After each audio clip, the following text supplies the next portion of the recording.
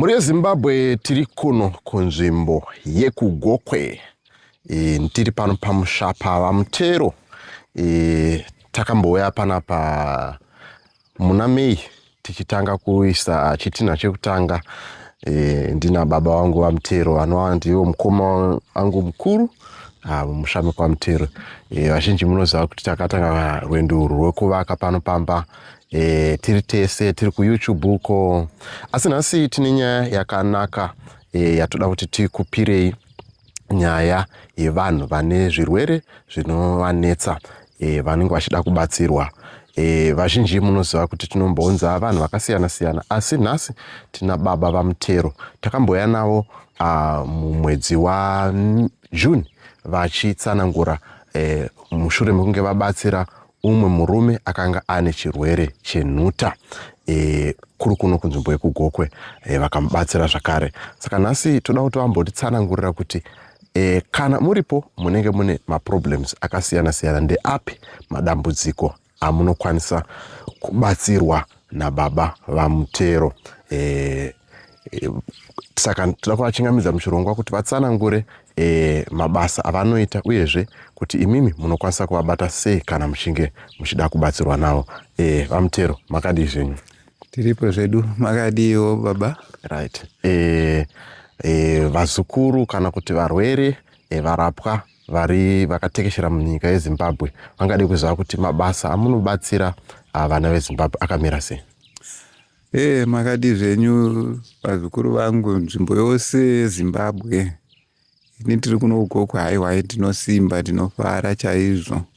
Tinoziva mukurarama, tine chivanhu chedu, tine mishonga yedu yechivanhu yatakapiwa naNyadenga yatinofanira kuti tiishandise ichitibatsira. Isu kuno tiri kuno kuGokwe tinobatsira vanorwara nekensa, vanorwadziwa nezvibereko, vanoenda kunguva zvisingaperi, vane zvipusha vaya vanowa vaya kana vasati vatsva unongorapika kutopera zvachose. Kozotiwo vanohwa musana, vanoda kuuchikwa, vanoda zvevana kuuchikwa kuti ubatewo mwana, nekensa, prostate cancer tinobatsira chaizvo. Prostate cancer panotova nevanhu vanotosvika 6 vari kuBulawayo vatakatobatsira prostate cancer, nokuti togona kutokupaiwo macontact avo kuti munenge muchigona kuvabatawo, mumbotaura navo muchinzwa kuti vari kuti kudii, kuti vanonzwawo sei. Ndozvatinobatsirawo nazvo. Alright. Tomboti munhu aitawo problem yekuti ari kubirwa pabasa pake, munomubatsira zvakaita sei? Panhau dzokubirwa dzoda kuti ugare wangotogadzirisa pabasa pako usati watobirwa, kana pasati patoita nguva refu wabikwa. Nokuti pakaita nguva refu, haiwa tizokwanisa kuti titrese zvizobatika. Asi ukagara wangotogadzira zvinhu zvako, wangozvigadzira nemushonga, watozviisa security yako, anenge angozobawo anobva anongozvionera, ubva angozodzoka utongozokutsvaka wega. Saka ngatingogarai takagadzira, takaisa security, tisamira kuti ngazvitange zvabiwa tozotsvakana, munhu atoenda watogeza wachitsvakawo, nokuti mbavhawo dzinototsvakawo mushonga futi, dzotobatsirwa futi, dzotopiwa mushonga kutoti dzitoba futi. Saka dzotosimbiswawo futi. Alright. Saka gara wangogadzira zvinhu zvako. Nyatsopatsanangura ipapo kuti kana kuri kuti muri kuti gara wagadzira, muri kureva kuti kune vana veZimbabwe?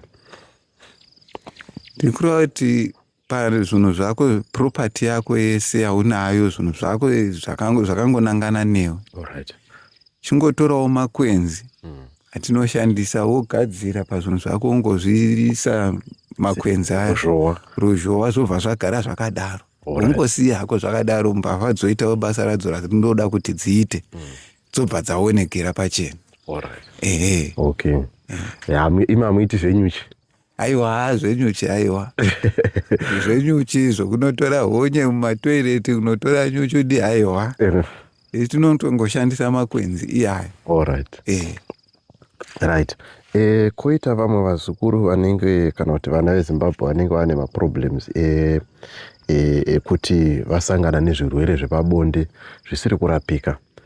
Pakamirawo sei papa? Aiwa, zvirwere zvepabonde zvakagara zvichingorapiwa kubva makare kare nemishonga yedu yechivanhu. Izvo hazvisi zvinotombotyisa. Izvo ndo zvangogara zvichingotorapiwa izvo. Aiwa, hazvityisi izvo. Zvinobatsirikana chaizvo zvakanaka.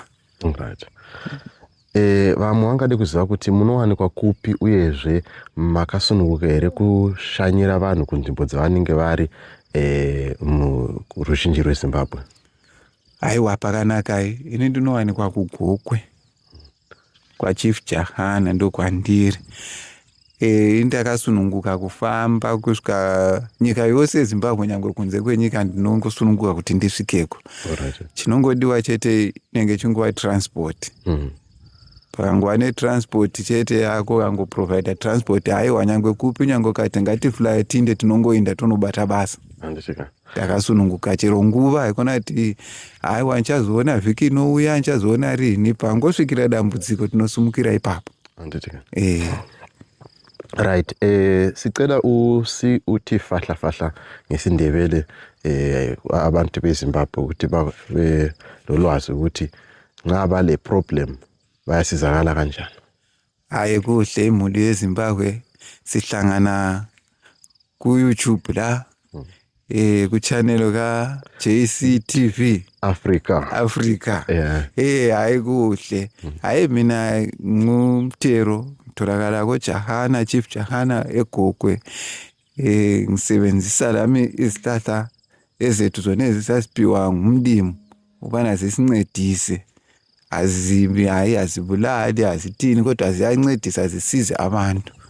So ababe lezi inkinga abahlangana lazo, ubuguli obunzima, hayi siyancedisana. Kungaba icancer, ama-cancer achiyene maningi, kodwa hayi siyancedisa wonke kuze kuhlanganise le-prostate cancer. Eba yiyo enzima kubo baba, but hayi iyancediseka ilapheke iphele. Moya balokhu ulatshwa uhamba la esibhedlela ubuya lama-results ukuthi siku-stage bani sokunjani, amanamba lokhu esehla kuze kugcine sokuphelile. Laba abagulayo ukuwa siyancedisa. Abantu omnyama siyabagezisa. Abafuna labo inzalo siyancedisa. Abahlutshwa izibeletho siyagezisa. Abahamba esikhathini okungapheliyo kuyalungiswa kumiswe. Labadinga laba balemnyama labadinga la emsebenzi, hayi siyancedisana. All right. Kulabazukulu abale problem yokuthi kule i-problem yasiki ngani uyabasiza futhi. Alright, hayi lokho abale imkhuhlane le yamacansini, hayi lokho kwakulokhu latshwa kusukela endulo, hayi lokho ayisonkinga. Hayi kuyancediswana kuhle, hayi lokho ayiso into engathi singayidinga ukuthi njani, hayi abale imkhuhlane le, hayi asibambanani sincedisane, vele into elula. Iyabulala kodwa iyalapheka. Ungaphuzi, ungafihli ubuguli bakho, ufake ubegcekeni uncedakale. Then kuthiwa kulabanye abantu abahlutshwa ngamasela emsebenzini yabo, emzini yabo, uyabasiza kanjani? Right, abahlutshwa ngamasela lawa, amasela vele asibambanani bazalwane. Siqede amasela. Amasela asisebenzisi ukuthi singadinga inyosi kumbe ntingene, hayi. Nasithi wena njengomnikazi we-property hlala ulungisile iproperty yakho kuphela, ufake i-security ku-property yakho. Sisebenzisa wona la ama-herb, izihlahla zethu. Usofake ungamele ukuthi hayi mfuna ukuthi aze atshontshe sesimdinga. Lawa amasela ayahamba, lawa ayadinga uncedo, usizo kubona laba abosiyazi. Ubanda abafuna ukuthi umsebenzi wabo wephambili. Osiyazi bayancedisa, bayanika ngoba badinga imali. Bayakunika ukuthi asebenzisa so. So asihlaleni sifakile security ezintweni zethu, iproperty yethu. Sebenzisa izihlahla zethu, isela libuye litshontshe libe selibanjwa. Ya, utholakala kuphi and abantu nxa befuna ukuthi bakubize ezindaweni zabo uyabuya yini or utholakala endaweni eyi-1? Right, hayi mina ngitholakala eGogwe khonapha koJahana, kodwa ngikhululekile ukubana loba ungambiza enisikhathi ungaba ebusuku ngaba nini ngiyabuya ngiyafika yonke indawo angisabi ngila lapho enthi ukhatshana. Kodwa into efunakala kuphela i-transport. Ngaprovide nge-transport hayi lo ngathi sifly siye eDubai hayi siyahamba sengincedisana sikhona kuphela. Ekhululekile. Kukhona engakusho lokho ufuna ukuthi ucele utshela abazukulu or imuli yeZimbabwe mayelana ngezinto lezo osiza abantu. Kukhona engakusho or ufuna ukuthi uthi fahla? Right, hayi kukhona ethi hayi muli yeZimbabwe aseleni ukutshontshelwa. Lapha ku-field esikhona nale yokuncedisa lamasela la futhi akhona khonapho. Uzozwa ukuthi hayi ngifuna imali engaka faka ntintini uzabona into zakho azihambi. Na utshela ukuthi hayi uyafaka half down. Sisebenzane sonke size siyefika ekugcineni sukuqedisa la ukhululekile. Alright. Ukhululekile la ubona ukuthi hayi sengiright sengiphilile. Suqedisa. Alright. Emva emva konke lapha ngapha ukuthi hayi asisebenze ubhadala suqedile. Manje umuntu kancediseki. Umncedise awusamboni sehambile. Uzawuza ukuthi hayi ngazofika ngathintini hayi ngazohamba ngaphi secatsha. Yikho kwadala ukuthi hayi ngcono uthi half down. Okay. Ngaye siko khonokho hayi ngasincedisana vele la ubuye sukholiwe. But manje umuntu uyahamba umuntu vele uyahlupha. Inkinga ekhona. Alright.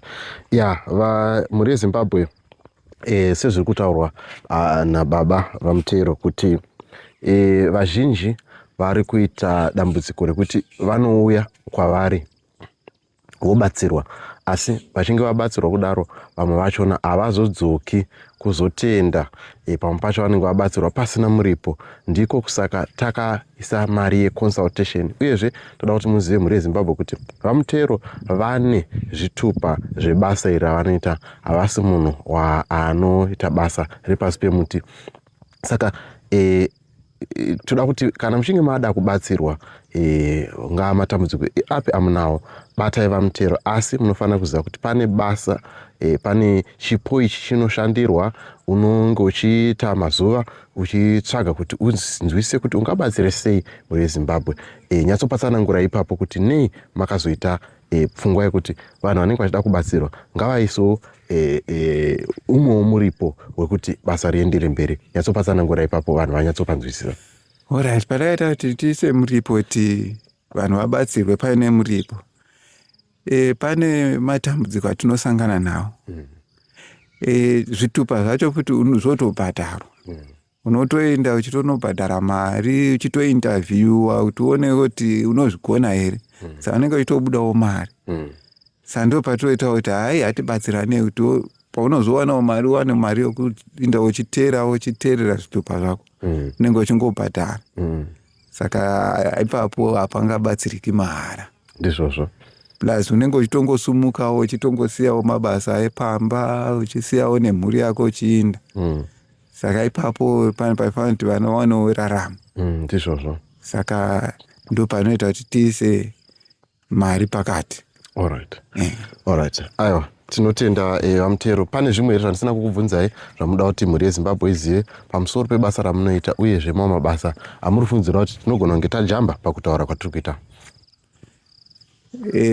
Pangava kudai tingati contact.